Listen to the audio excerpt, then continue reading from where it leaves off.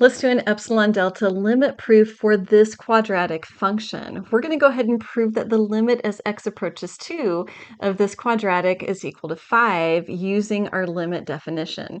Now we're going to be focusing especially on that conditional statement at the very bottom as we're approaching that value a along the x-axis with a distance of delta. We're going to show that that's linked to the distance as we're approaching our limit value epsilon. I'm going to make this as simple as possible, starting with identifying each of our pieces. A is equal to 2, that value that we're approaching. Our function in this one is x squared plus 1, and our limit is equal to 5. Now I'm going to divide my paper here up into two places. On the right-hand side, I'm going to go ahead and put our work, starting with our delta and epsilon statement. And on the left-hand side, we're going to go ahead and put the proof. Now, our primary goal with the work is to find delta in terms of epsilon. I'm going to start though with my two statements. So this first one is our delta statement. 0 is less than x minus a, but a is equal to 2 is less than delta. And our second statement is the epsilon statement. So that's the difference in the y direction. So our function, which is x squared plus 1, minus our limit value, which is equal to 5, and we want that to be less than epsilon.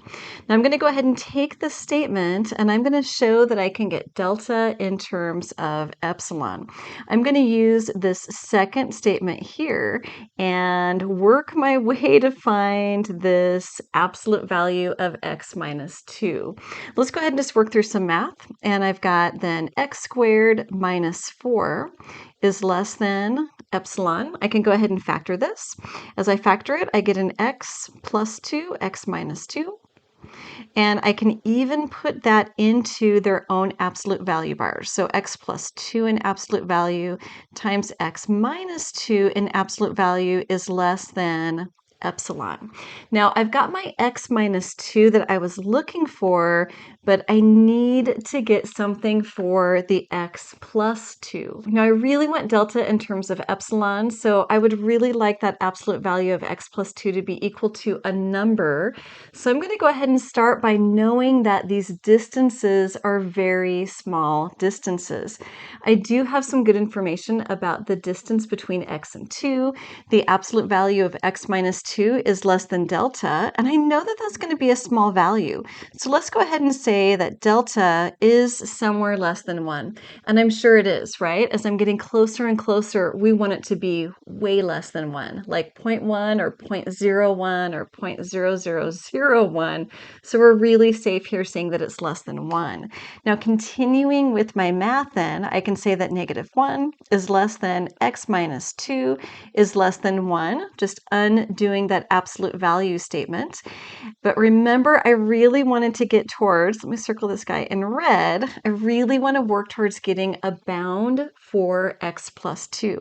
Now I've got x minus 2 in the middle, but if I add a 4, I can get myself to that x plus 2. I'm going to add a 4 all the way through to keep my inequality balanced, and that gives me 3 is less than, here's my x plus 2, is less than 5. So we can absolutely say that x plus 2 is going to be an absolute value less than 5. So as I'm working on this, I really want that x plus 2 to be less than 5. So as I go back up to that statement, x plus 2 is less than 5. I have my x minus 2 statement, less than epsilon. Dividing both sides by 5, I end up with the absolute value of x minus 2 is less than epsilon fifths. But if you remember, back up here at the very top, we're going to be starting with that delta statement that says the absolute value of x minus 2 is less than delta. So we definitely want that delta to be epsilon fifths. So we've accomplished actually a couple of goals with our work. One was to find delta in terms of epsilon. The other one was to do some of our pre-work that's going to be formalized in our proof. Let's go ahead and move over into our proof, remembering that we're going to be using that epsilon divided by 5 for our delta. And I'm going to go ahead and write this with my black pen. This is actually what we would think of then as our answer. And I'm going to be using our definition, starting with the statement for every epsilon greater than 0. There exists a delta, and we've found that delta. We're going to let delta equal epsilon divided by 5. This is also greater than 0. Next, we can say for, and we're going to start with that delta statement, the distance in the x direction, and show that it leads to my epsilon statement, that distance in the y direction. So I can say for 0 less than x minus 2 less than delta, but I know that delta is epsilon fifths, so x minus 2 is less than epsilon divided by 5. I'm going to work my work over here backwards, so I want to multiply both sides by 5. So 5 times the absolute value of x minus 2 is less than epsilon. Now, if you remember, that 5 was really linked to our x plus 2. I need to recreate what I've done using delta being less than 1 to come up with that. So let me get rid of this. And I am going to work that through. So let's go ahead and say assume that delta is less than 1. That gives us, from that very first statement up above, that the absolute value of x minus 2 is less than 1. Instead of the absolute value, let's use that continued inequality. Negative 1 is less than x minus 2 is less than 1. Is this feeling familiar? There's my work over there. I want to recreate that x plus 2. So let's go ahead and just continue working that through. Let's add a 4 to all three sides.